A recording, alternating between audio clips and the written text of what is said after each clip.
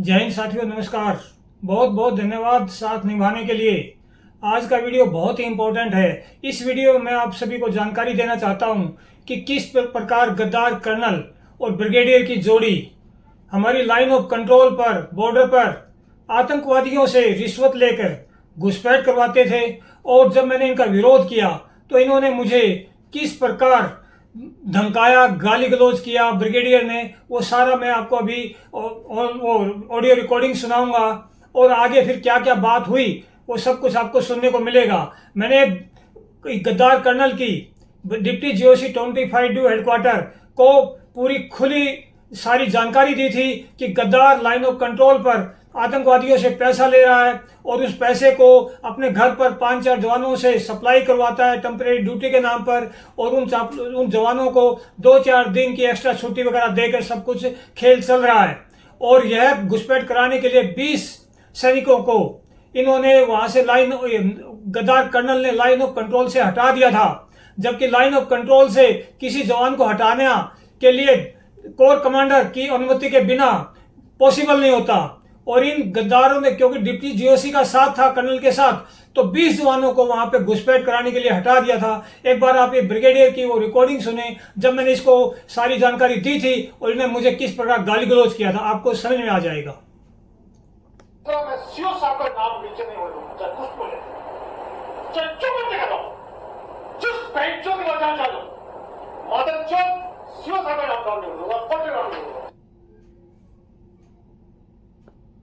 तो आपने सुना जब मैंने इसको बताया कि ये गद्दार नाक कटवा रहा है सेना का और देश का, और वहां पर ऐसे घुसपैठ करा रहा, पैसे की लूट खसोट कर रहा है, तो ये ब्रिगेडियर बौखला गया, क्योंकि ये तो उसकी जोड़ी में शामिल था। इसके पास वो हिस्सा देता था जवानों को भेजकर, और इस वजह से इसने मुझे बहुत वहां पर डांटा फटकारा और कोशिश किया कि मैं छोड़ दूं। इसने मुझे लालच भी देने की कोशिश किया था, लेकिन जब मैं डटा रहा तो इसने मुझे धमकाया और आपने ये गाली गलौज सुना।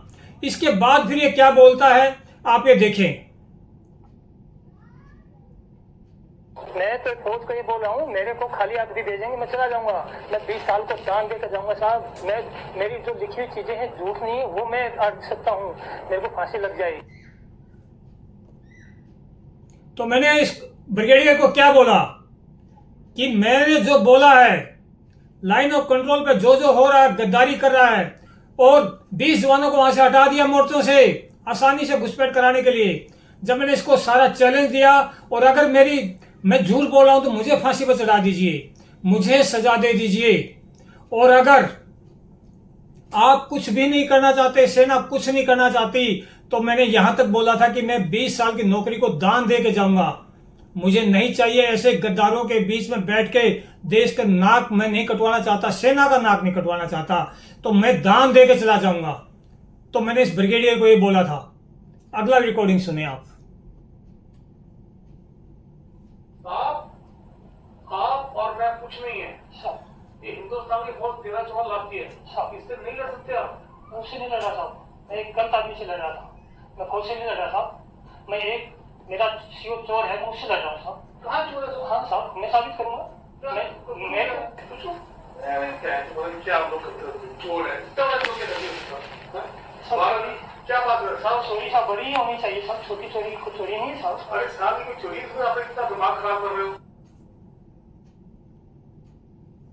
तो इसमें ब्रिगेडियर मुझे क्या बोल रहा है, मैं 2 चीजें बोल रहा था ब्रिगेडियर को। 4 दिन बहस चली।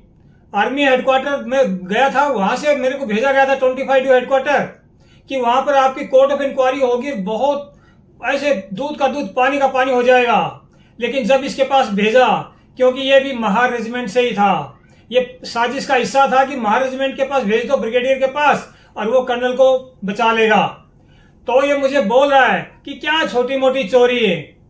जब मैं इसकी चोरियों की लिस्ट बताया कि ये जवानों का खून चूस रहा है, वहां पर पूरा गंद मचा के रखा हुआ है, पलटन का सब कुछ लूट खसोट लिया है, और सब कुछ अपने घर पानीपत में जवानों के हाथों भेज रहा है, लाइन ऑफ कंट्रोल पे सब कुछ ऐसा करके, तो मुझे बोल रहा है क्या छोटी मोटी चोरियों के आप नाम ले रहे हो, आपने दिमाग खराब करके रखा है।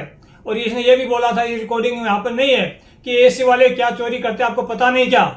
आपने ब्रिगेडियर दादागिरी वाले वीडियो में देख लिया होगा।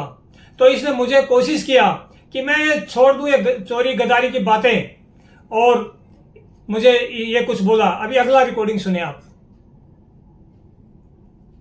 सब लिख के दे रहे तो किसी के ऊपर पता नहीं क्या हो रहा है और देश को ये हो रहा है, देश को हो रहा है, तो हम क्या लिखते बैठे होंगे? तो सुन लिया आपने, मैंने इनको लिख के दिया था, कई बार डिफेंस मिनिस्टर तक भेजा कि लाइन ऑफ कंट्रोल पर हमारे देश के साथ बहुत बड़ा धोखा हो रहा है, सेना के साथ धोखा हो रहा है, 20 जवानों को वहां से निकाल दिया है, घुसपैठ आसानी से करवा रहा है गद्दार कर्नल, और उसके हाथ में 5-7 किलोमीटर का इलाका है, सारी पावर है और पूरा सप्लाई चल रहा है, घर तक और ब्रिगेडियर तक हिस्सा पहुंचता था। तो जब मैंने सारा बताया तो बोला आप, मैं क्या ऐसा वर्ड बोला, मैं आपको भी नहीं बोलना चाहूंगा ऐसे वर्ड। और मुझे जब मैं नहीं माना और मैंने इनको सब कुछ बोल दिया कि आप या तो इस गद्दार पर कार्रवाई कीजिए, नहीं मुझे फांसी पर चढ़ा दीजिए, मेरे को ऐसी गद्दारी में मैं नहीं रह सकता, मैं इसको पीछे नहीं हट सकता। तो इन लोगों ने, दोनों ने मिलकर मुझे बंदी बनाकर ऐसे इंजेक्शन लगवा दिए थे, मुझे जान से मारने की कोशिश की। और फिर मैं जैसे तैसे हुआ, आगे की कहानी आपको अलग अलग वीडियो में बता चुका हूं। मैं आपको इस वीडियो में यह जानकारी देना चाह रहा हूं, हमारे बॉर्डर पर खुला धंधा चल रहा है आतंकवादियों से रिश्वत लेकर घुसपैठ कराने का, और ये ब्रिगेडियर और ये कर्नल शामिल हैं, और दोनों अभी इससे भी ज्यादा बड़ी पोस्टों पे पहुंच गए हैं। तो आप, हमारी सेना दुश्मन को रोकने के लिए, मिलिटेंटों को मारने के लिए है क्या, मिलिटेंटों के साथ धंधा करने के लिए? और इसके लिए हमारी सेना में कानून है। सैनिक का सबसे बड़ा क्राइम, इससे बड़ा कोई क्राइम नहीं है। इसमें इसको आर्मी एक्ट 34 में डिफाइन किया गया है। रिलेशन विद एनिमी और इज पुनिशेबल विद डेथ, यानी मृत्यु दंड एक सैनिक को मिलता है इस अपराध में।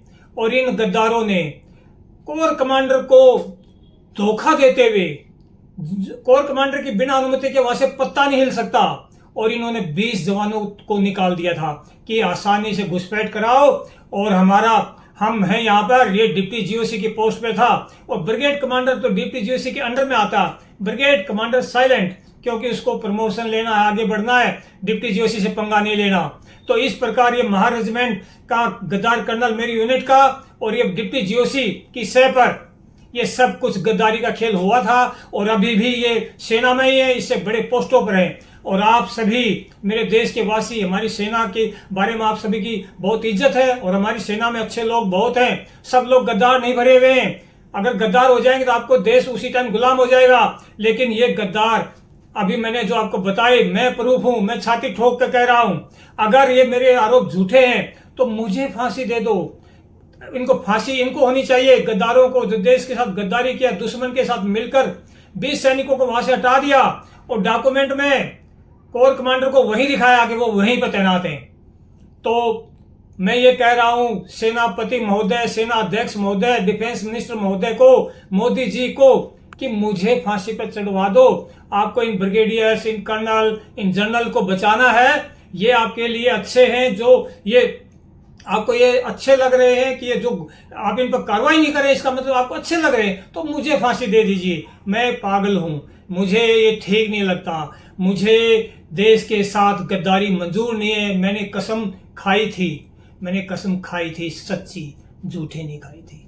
मेरे अंदर यही कमी है। मुझे आप कुछ भी कहिए, लेकिन एक काम कर दीजिए, ये गद्दार जब तक मुझे किसी साजिश के तहत वैसे न मरवा दें, आप मुझे इज्जत की मौत दे दीजिए। मैं अपनी एक इज्जत की मौत चाहता हूं, गद्दारों से लड़ते हुए, या इन गद्दारों पर आपको अगर कुछ लगता हो तो आप कर लीजिए। मैं करनाल में रहता हूं, करनाल भारत में ही है, पाकिस्तान में नहीं है। मैं प्रूफ दूंगा, मैं आरोप लगा रहा हूं, और आप पिछले 8 साल से चुप हो। पूरे मैं प्रधानमंत्री जी को, राष्ट्रपति महोदय को, थल सेना अध्यक्ष को, डिफेंस मिनिस्ट्री महोदय को, सबके पास भेजा मैंने सब कुछ।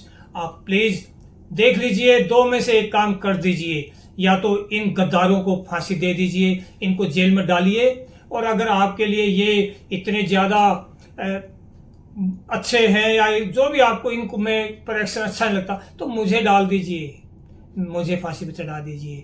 इनकी साजिश में ये जब तक मुझे न मारे उससे पहले कर दीजिए। आपसे ये प्रार्थना कर रहा हूँ। पिछले 2 महीने से सोशल मीडिया पे प्रार्थना कर रहा हूँ।